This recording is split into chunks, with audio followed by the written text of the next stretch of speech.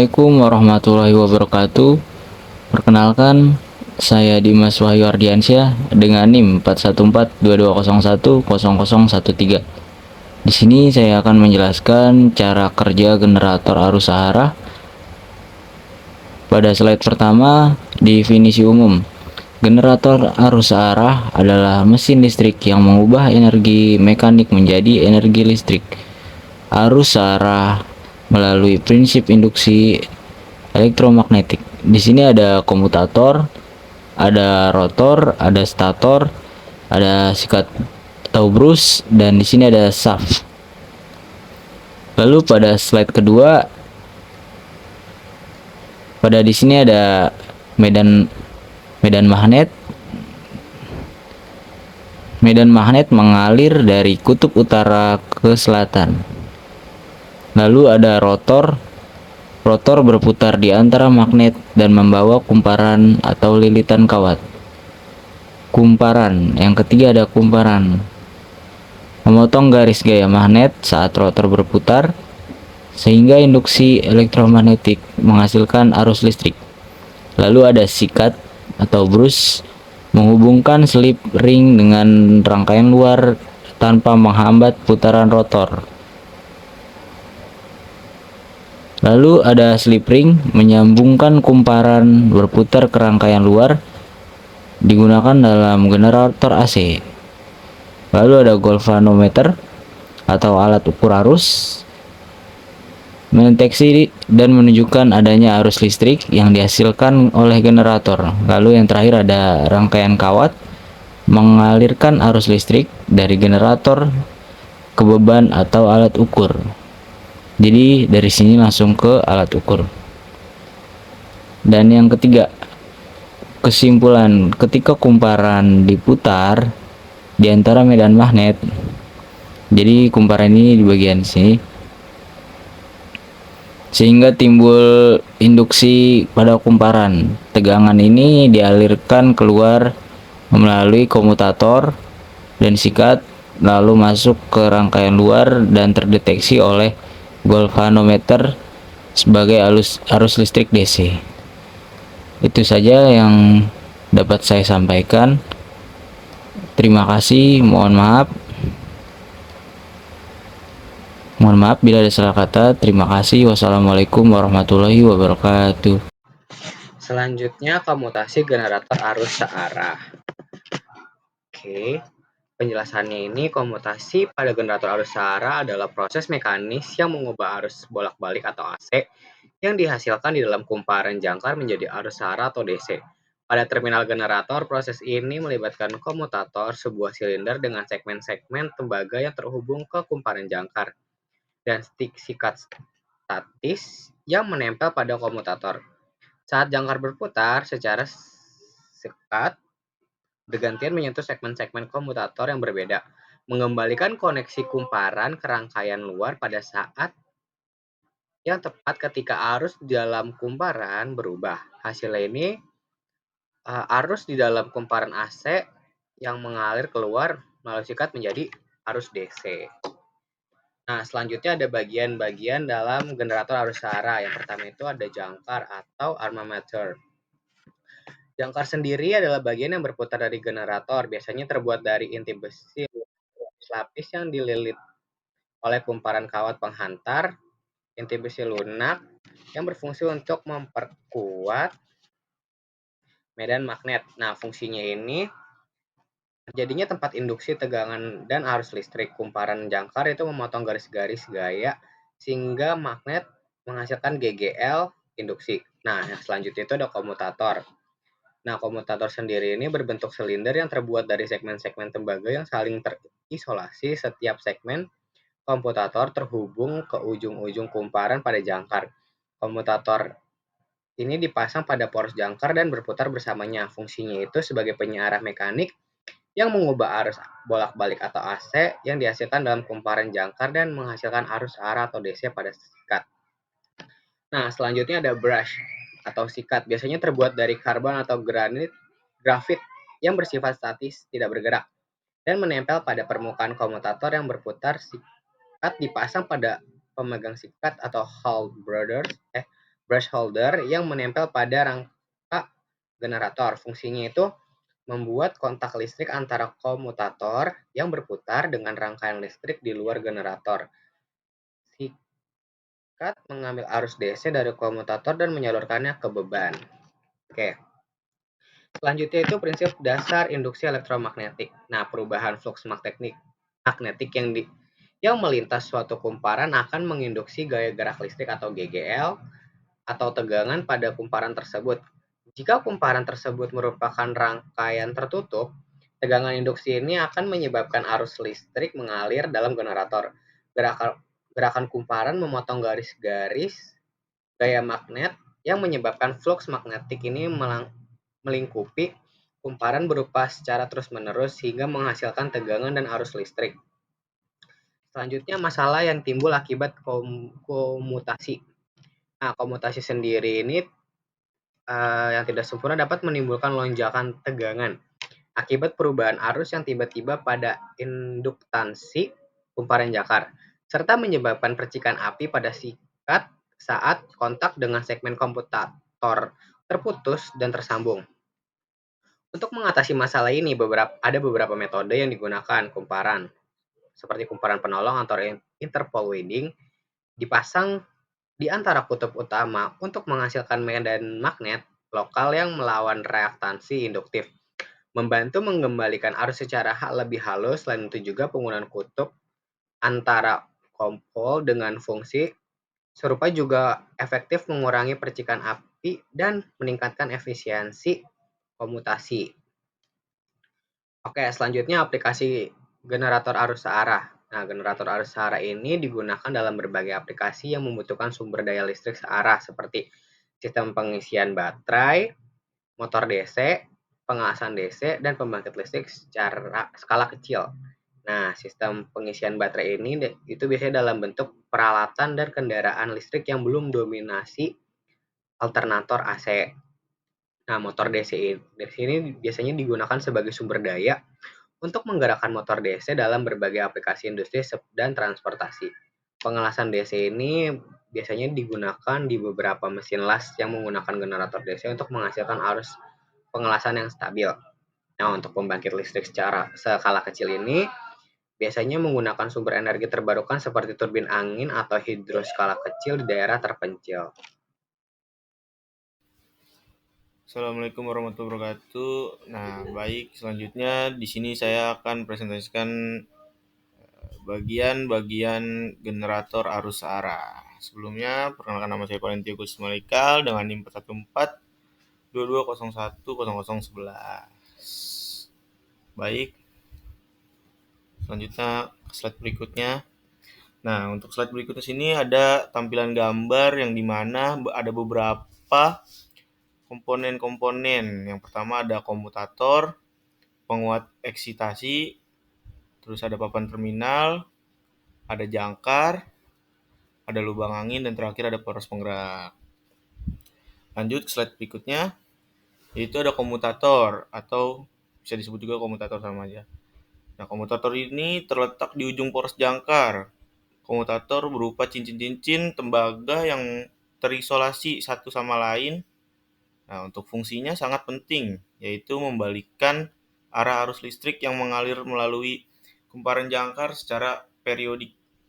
Pembalikan arus ini memastikan bahwa gaya magnet pada jangkar selalu menghasilkan torsi dalam satu arah, sehingga motor dapat terus berputar. Komutator berinteraksi dengan sikat karbon. Next, untuk slide berikutnya yaitu ada penguat eksitasi atau field winding. Jadi di sini ada penguat eksitasi adalah kumparan kawat yang dililitkan pada inti kutub magnet. Ketika arus listrik dialirkan melalui kumparan ini, dihasilkan medan magnet utama atau medan eksitasi yang diperlukan untuk menggerakkan jangkar. Kekuatan medan magnet ini mempengaruhi kecepatan dan torsi motor. Lanjut untuk slide berikutnya, yaitu ada papan terminal atau bisa disebut juga terminal board, yang dimana merupakan tempat sambungan kabel-kabel listrik yang masuk ke motor. Dari papan terminal ini, daya listrik dialirkan ke penguat eksitasi dan sikat karbon.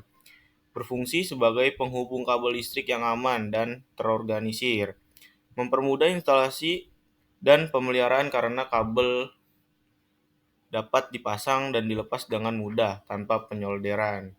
Selain itu, komponen ini meningkatkan keamanan listrik dengan mengurangi resiko korsleting dan bahaya sengatan. Terus memberikan fleksibilitas dalam wiring untuk modifikasi atau penambahan kabel dan dalam beberapa kasus berfungsi untuk mendistribusikan daya material isolasi pada papan terminal juga berperan penting dalam mencegah kebocoran arus listrik. Lanjut, di sini juga ada jangkar atau bisa disebut juga armatur, yang dimana bagian yang berputar dari motor. Jangkar terdiri dari inti besi lunak yang dililiti oleh kumparan-kumparan kawat atau bisa disebut juga kumparan jangkar. Jangkar ini berfungsi sebagai tempat lilitan kawat yang dialiri arus listrik sehingga menghasilkan medan magnet. Interaksi antara medan magnet jangkar dan medan magnet stator menghasilkan gaya Lorentz yang menyebabkan jangkar berputar, mengubah energi listrik menjadi energi mekanik. Lanjut, pada slide berikutnya ada lubang angin, bisa disebut juga ventilation hole, yang dimana adalah celah atau lubang yang dirancang untuk memungkinkan aliran udara di dalam motor. Berfungsi untuk mendinginkan komponen-komponen motor, terutama kumparan dan komutator, yang menghasilkan panas saat motor beroperasi. Pendingin yang baik mencegah motor dari kerusakan akibat panas berlebih. Nah, selanjutnya juga itu ada yang terakhir namanya poros penggerak. Bisa disebut juga drive shaft, yang dimana adalah batang logam yang menjadi pusat putaran jangkar. Poros ini meneruskan energi mekanik atau putaran dari motor ke beban atau perangkat lain yang digerakkan oleh motor. Pada motor listrik, poros ini berfungsi untuk meneruskan tenaga putar dari rotor ke beban yang terhubung. Sedangkan pada generator, poros ini menerima putaran dari sumber energi mekanik, misalnya turbin atau mesin pembakaran, untuk memutar rotor dan menghasilkan energi listrik. Nah, selanjutnya, itu ada kesimpulan. Jadi pada kesimpulan ini, motor DC berfungsi mengubah energi listrik menjadi energi mekanik melalui interaksi medan magnet yang dihasilkan oleh penguat eksitasi dan arus listrik yang mengalir dalam kumparan jangkar. Komponen-komponen utama seperti komutator, penguat eksitasi, jangkar, papan terminal, lubang angin, dan poros penggerak bekerja secara terkoordinasi untuk menghasilkan gerakan putar yang berkelanjutan dan terkontrol. Jadi motor listrik DC merupakan perangkat penting dalam berbagai aplikasi yang membutuhkan tenaga penggerak rotasi. Mungkin itu saja yang bisa saya sampaikan, kurang lebihnya mohon maaf. Mungkin bakal bisa dilanjutkan ke tim saya. Terima kasih. Assalamualaikum warahmatullahi wabarakatuh. Perkenalkan, nama saya Muhammad Fajir Fai dengan NIM 142201007. Pada presentasi kali ini saya akan menjelaskan apa itu reaksi jangkar pada mesin arus arah. Dan presentasi ini sebagai syarat tugas besar mata kuliah mesin arus arah yang dosen pengampunya adalah Bapak Insinyur Budianto Sodo MSc. Baik, kita langsung saja ke materinya.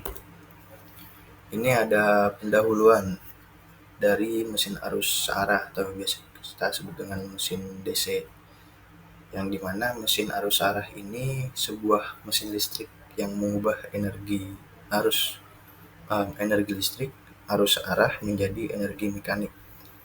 Nah, ini biasa kita sebut dengan motor DC ataupun sebaliknya, yang dari energi mekanik menjadi energi listrik yang biasa kita sebut dengan generator DC. Pada mesin DC ini banyak digunakan dalam industri untuk pengendalian kecepatan dan torsi karena kemudahan pengaturan dan responnya yang baik. Salah satu fenomena penting yang mempengaruhi performa mesin DC ini adalah reaksi jangkar, yaitu perubahan distribusi medan magnet akibat dari arus yang mengalir pada belitan jangkar. Untuk memahami reaksi jangkar ini sangat penting untuk menjaga efisiensi dan keandalan mesin. Nah, ini ada struktur umum dari mesin DC, yaitu ada stator, ada bagian diam yang terdiri dari kutub medan atau belitan medan yang menghasilkan medan magnet. Nah, ini adalah stator. Lalu ada motor jangkar atau bagian yang berputar dari inti jangkar dan belitan jangkar yang dialiri arus. Yang ketiga ada komutator yang menyambungkan arus dari sumber komutator, biasanya terbuat dari brush agar tidak rusak komutatornya. Lalu yang ketiga ada sikat brushless. Nah, ini apa itu reaksi jangkar? Untuk reaksi jangkar ini adalah perubahan distribusi pada flux medan magnet untuk pada mesin DC yang terjadi karena arus yang mengalir di belitan jangkar menghasilkan medan magnet tersendiri yang berinteraksi dengan medan utama. Fenomena ini terjadi saat mesin beroperasi, baik sebagai motor maupun sebagai generator. Interaksi ini menyebabkan distorsi pada medan magnet utama dan mempengaruhi kinerja mesin. Lalu ada ilustrasi reaksi jangkar. Ada kutub utara dan kutub selatan. Yang pertama ini ada medan utama atau delta F. Yang kedua medan jangkar delta A. Lalu medan resultan delta R. Lalu ada pergeseran bidang netral. Nah, medan utama ini dihasilkan oleh kumparan medan pada stator atau kutub mesin, dan garis gaya magnetnya simetris dan tegak lurus terhadap rotor saat tanpa beban.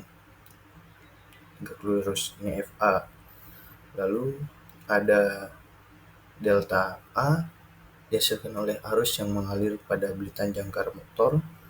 Lalu medan ini berinteraksi dengan medan utama dan mengubah distribusi flux. Ketiga ada medan resultan atau biasa kita sebut delta R, kombinasi medan utama dan medan jangkar. Nah, terjadi distorsi garis gaya magnet terutama di sekitar kutub yang menyebabkan zona leading pole. Zona leading pole ini bagian depan kutub yang mengalami penguatan medan magnet. Lalu ada zona trailing pole, bagian belakang kutub yang mengalami pelemahan medan dimagnetisasi. Nah, ini bagian depan, ini bagian belakang. Lalu ada pergeseran bidang netral. Bidang netral ini adalah tempat flux yang nol.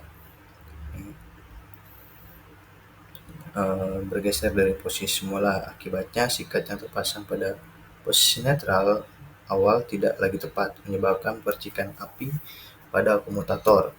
Lalu cara mengurangi reaksi jangkar, belitan kompensasi, belitan khusus pada kutub utama menghasilkan medan berlawan dengan medan jangkar untuk menetralkan efeknya.